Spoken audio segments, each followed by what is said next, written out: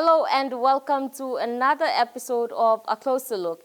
In this episode, we take a closer look at the PNG National Identification Card project, which was launched in November 2014 and slated to become a universal ID card for all Papua New Guinean citizens.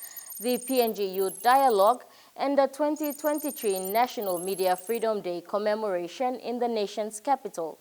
But first, a joint NID project with the Electoral Commission, Civil Registry and the National Statistical Office. Fast forward 8 years, and during that time, it is unclear how 55 million kina was expounded and why there is a continued backlog and built-in frustration among the general public. We now take a closer look at the PNG NID project.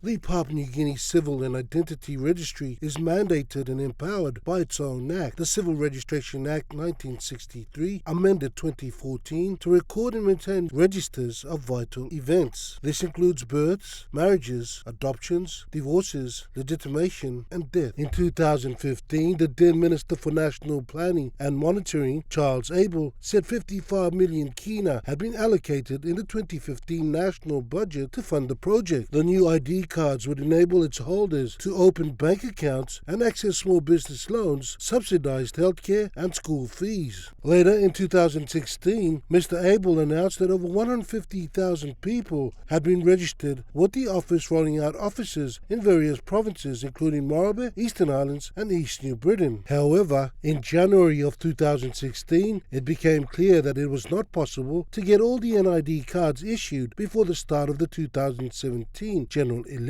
National Capital District Governor Powers Parkop led the criticism, saying the project should have started immediately following the 2012 general election, as this would have given it enough time to register all eligible voters. Since that time, it is not clear how the 55 million kina in public funding was expanded in the 2015 financial year, and if the failure of the project to register all eligible voters before the start of the 2017 general election warrants further examination by oversight institutions. And to date, the project partners, Electoral Commission, Civil Registry and the NSO are yet to release public documents showing how the 55 million kina was expanded. Despite the issues, one person who is out to change the image and perception is Minister for PNG National Identity, Peter Chamalili Jr., who is optimistic that his team, under the leadership of Acting Registrar Noel Mobiha, are fully aware of the challenges ahead of them in turning things around at the PNG Civil and Identity Registry.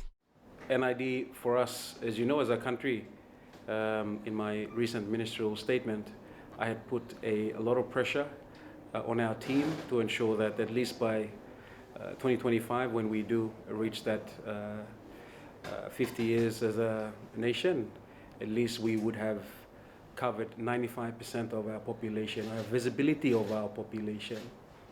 And it has been a challenge within this project, but we have a very good team, very nationalistic in the way we carry out the project. In order to bring about change, technology needs to improve, so systems and processes improve. One of the biggest assets introduced this year in the PNG Civil and Identity Registry to improve its customer service is the purchase and successful integration of 2 new Huawei storage servers, and these were commissioned on the 3rd of April 2023. The new servers will become the engine room for data storage and data mining. They will provide processing speeds that are 4 times faster than the old system, meaning that system approval times will increase from 10 to 12 minutes to just 2 minutes. This particular machine outweighs the performance of all the other ones. Even though it was medium priced, it outperformed the price of the other ones, at technical specifications of the other ones. And what we've done is we've selected one, and because it's expensive, those machines are expensive, there's 2 servers here. One sits over at Telecom Romana and one sits here. Of interest, too, is the work being done on registration kits to take to rural areas. Work has been undertaken to reduce the weight of registration kits going out to rural areas. For example, existing mobile enrollment kits weigh 23 kilograms, in addition to a generator weighing 50 kilograms. This means that NID teams are required to carry 75 kilograms of equipment every time they travel to rural communities. We are the first country in the Pacific that's pushed the identity component onto the civil registration component. So what happens here, we call it civil and identity. That means identity starts on day one when you're born, because that's your birth certificate. No other country in the Pacific, even Australia and New Zealand, does it that way. So we have a one-stop shop that allows this to happen. Minister for PNG National Identity, Peter Chamalili Jr., has also called for a greater working collaboration in all sectors, including development partners and the private sector, in the push to register 95% of Papua New Guineans by the country's Golden Jubilee Independence anniversary in 2025. And as identity is the fundamental basis of a human being, it is what characterizes an individual and makes him or her unique. The government is aiming high for NID registrations to be 95% complete by 2025, and greater collaboration is needed. 95% of our population, our visibility of our population. And it has been a challenge within this project, but we have a very good team, very nationalistic in the way we carry out the project, because as you know, our identity is the biggest security that we have, that we must manage within. This will also include the development of the civil and identity ecosystem, which would enable credentials to be stored and shared among multiple organizations in a way to protect an individual from identity theft and fraud, while at the same time providing important access to services. And I must also take this opportunity to apologize to the many Papua New Guineans out there for the many reasons that we may not seem to be as effective as we like to be. But I must give you all confidence that this is a very important process of the government. And so we are making every effort, this government and this team, to ensure that we are capturing quality information. We have a tendency in this country to always try to find shortcuts. A particular interest and trail before the end of last year is the partnership between the United Nations Educational, Scientific and Cultural Organization, targeting major provincial hospitals in Mendi, Goroka and Angao in Lae, along with the PNG Civil Identity Registry to model this prototype. It does cost money to get information, and 50 kina is what we estimate per person. And to reach that 95% as our target, it will cost us around 300 million, and that these are now hard facts that the leaders on the ground need to understand and partner with us so that we can ensure collaboratively we're working towards ensuring that 95% is covered by 2025, but more importantly, we run a free, fair election by 2027. While there is delay experienced in the turnaround time from civil and identity registration to the production of NID documents because of manpower processing ratios of each of the processes, from data collection to NID card production and birth certificate printing, additional staff will be hired over the next couple of months to cater for the backlog. Also, in its continued bid to improve insurance services and provide visibility, the PNG Civil and Identity Registry, under which the National Identity Project is implemented, officially opened its office spaces at the new Twin Towers building at Waigani earlier this month. Acting Deputy Registrar Salome Bogasia thanked the Marape Russell government for seeing the relevance and importance of the civil registration and national identity functions. She also made special mention of the minister responsible, Peter Chamalili Jr. I wish to also thank the minister responsible, Honorable Peter Chamalili Jr., for always being a vocal mouthpiece and champion for this office and the National Identity Project. The office will be the national hub for NID field operations and internal processing, comprising of issuance, coordination policy, team operations, team data entry, and client query management. To thank the Marape Rosso government for its hindsight to see the relevance and importance of civil registration and national identity functions by allocating office spaces in the new Twin Towers through the Government Office Allocation Committee Go ahead. Director of Corporate Services, Jackson Taviri Jr., gave the statistics and stressed that while there is an abundance of office space, there is also the issue of ensuring that there are people to man the workstations. Another 28 more left for data entry, and then we have over here we have about 60 workstations to increase data entry. So those are some of the things that's changing. So in that way we have improved turnaround time, which is one of those things that we are still working on. So our workstations right now, we have 34 in Leh, and these 34 workstations will house data entry there. Over here we have about 60. Unfortunately, human resource, we have 28 there working on those 60 workstations. So if you do the math, you'll notice that our efficiency rate is 33% for data entry, and it increases to 65% with these workstations included. The minister responsible also thanked all those that have worked hard in ensuring the new offices were ready for the public. Men and women that are serving their country better, so we can be effective in our service delivery. So, Patre mito thank you time and all the staff, usati staff and then we meet the PNG.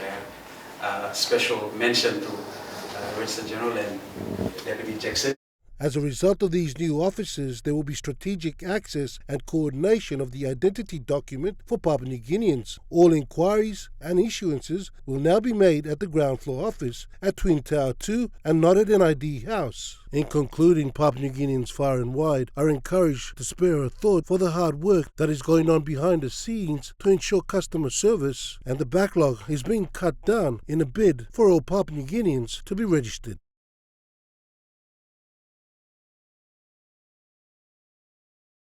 After the break, we take a closer look at the youth dialogue recently held in the nation's capital.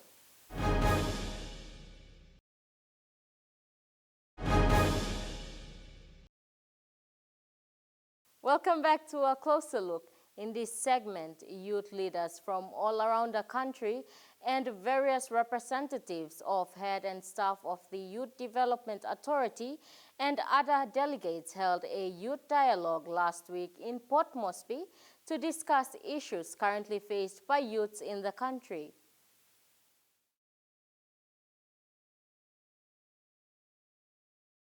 Present at the dialogue today at Ella Beach Hotel were youths and youth representatives from other parts of the country who held a discussion session on issues that many of the young people are currently faced with on a daily basis. Following the introduction and opening remarks from David Rupa, the Principal Advisor, International Relations, National Youth Development Authority, it was then time for discussion, which was chaired by Kim Allen, Chairperson, Commonwealth Youth Council.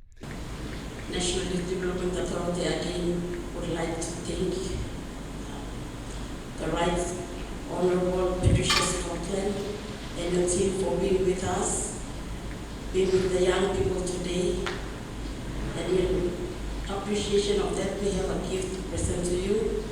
The gift is in the gift bag, but let me spill out the bin. It's a carved plate, I think, made from the oak tree of the Milne province. And it symbolizes wealth, a sharing of wealth, and we want to give you that in appreciation of the quality of that today. Here, youth reps from various areas in the country were asked several questions about the challenges youths are going through and what can be done, or solutions which they answered to the best of their ability and experiences.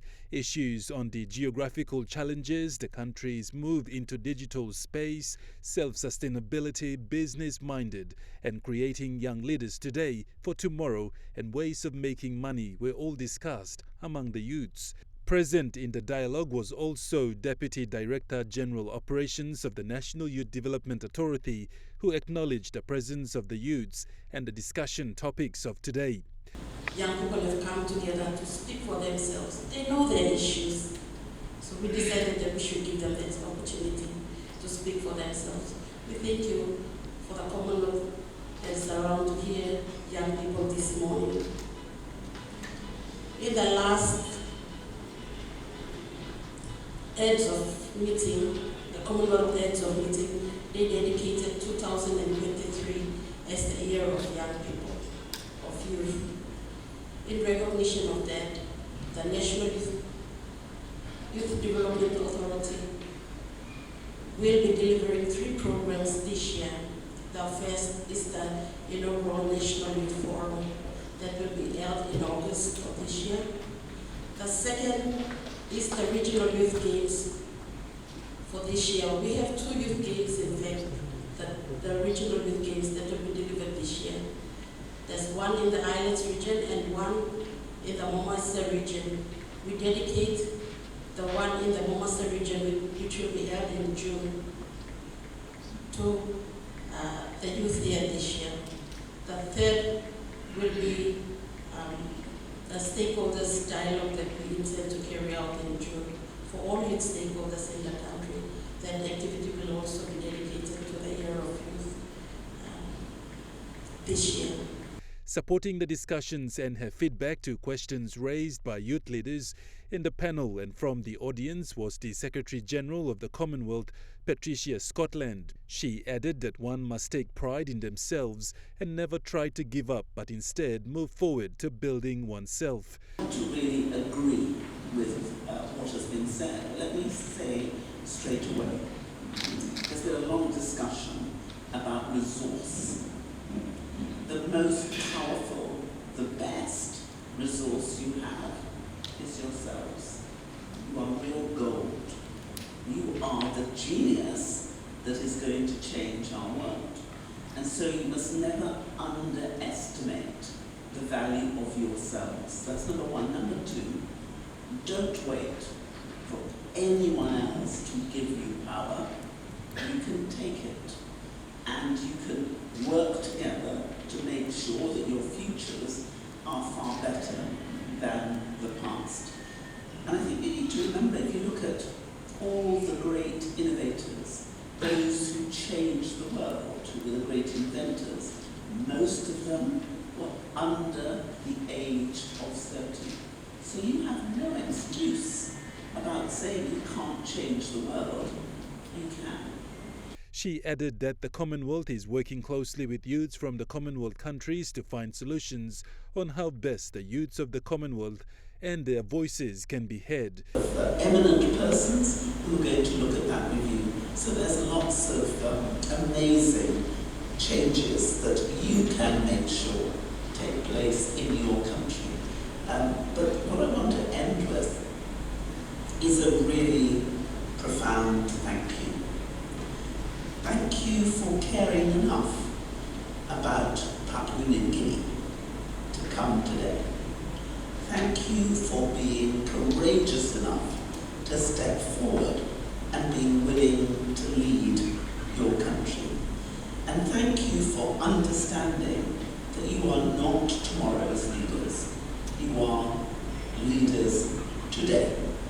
And therefore, what you choose to do and what you choose not to do is incredibly important. But I want you really to believe in yourselves.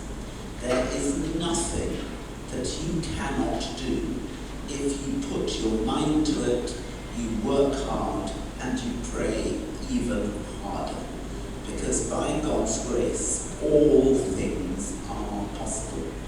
She then encouraged the young people to start taking leadership roles and fixing the many issues youths are faced with. Don't go away. After the break, we take a closer look at the 2023 World Media Freedom Day celebrated in Port Moresby.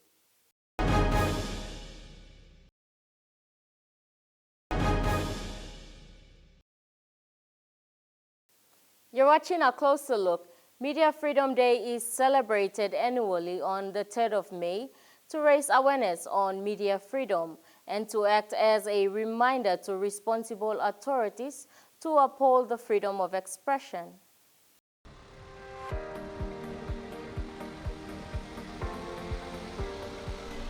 The media plays an important role in disseminating information and shaping society by educating,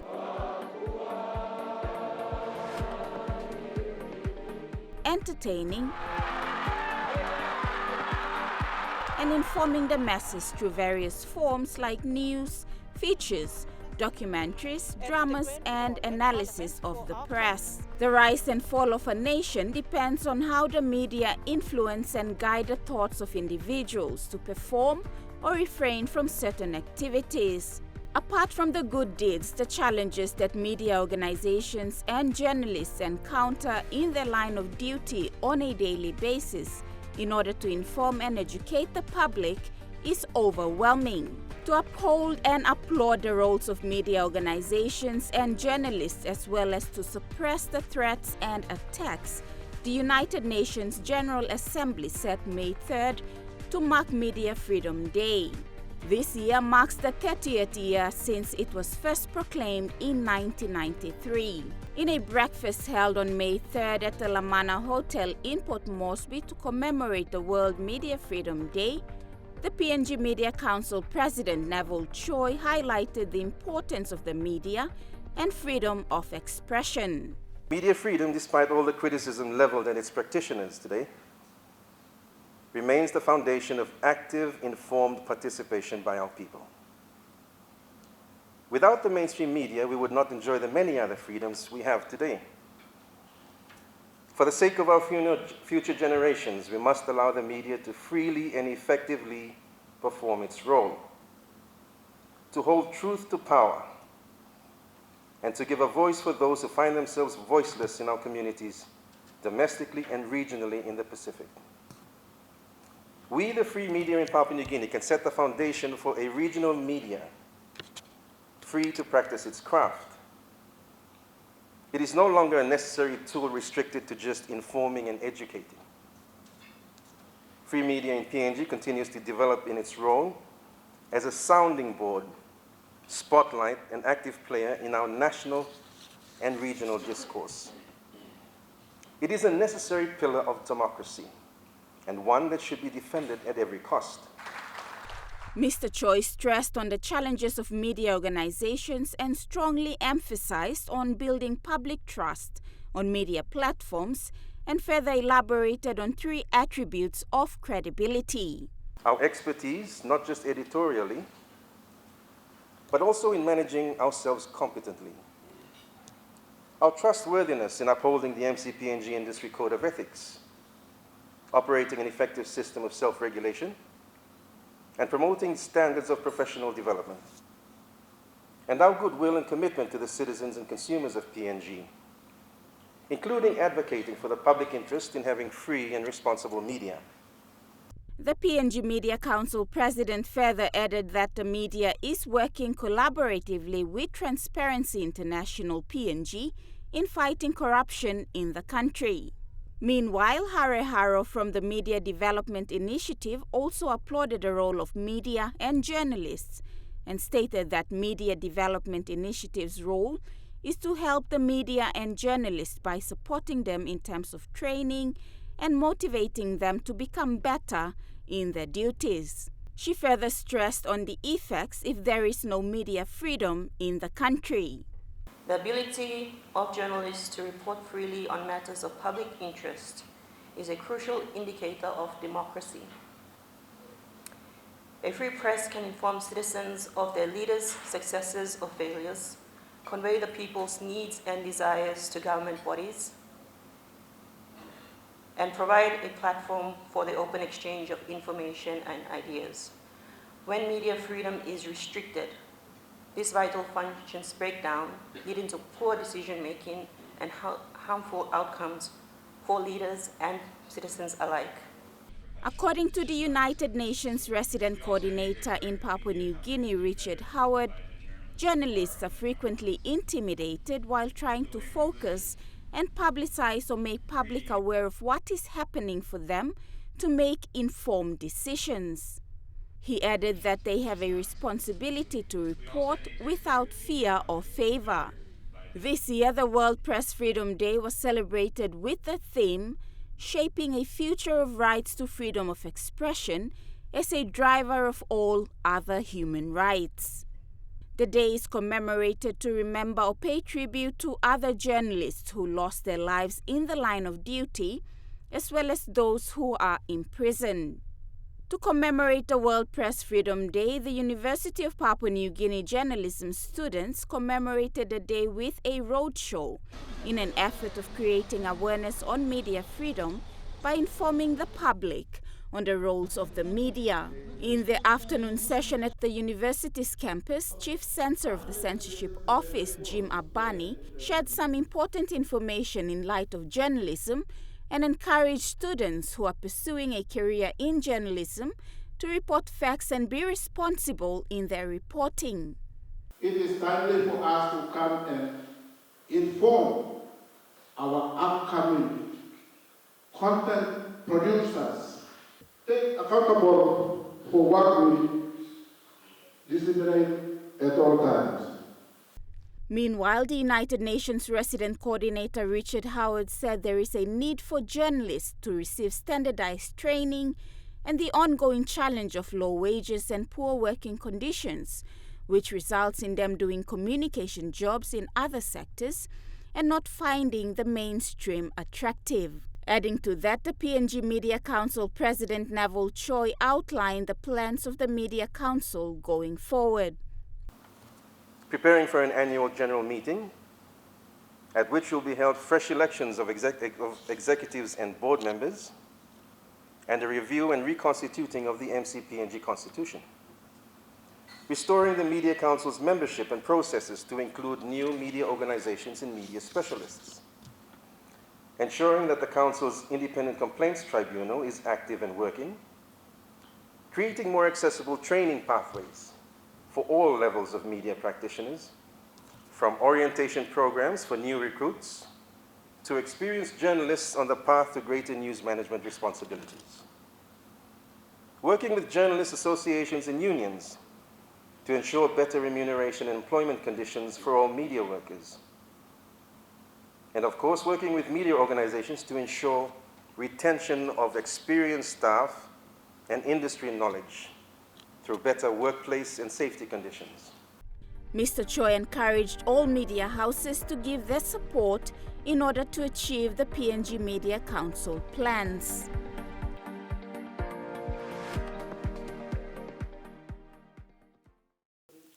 And that's all we have for you on tonight's episode. Join us next week Sunday for another A Closer Look episode. From all of us here, pleasant viewing. Good night.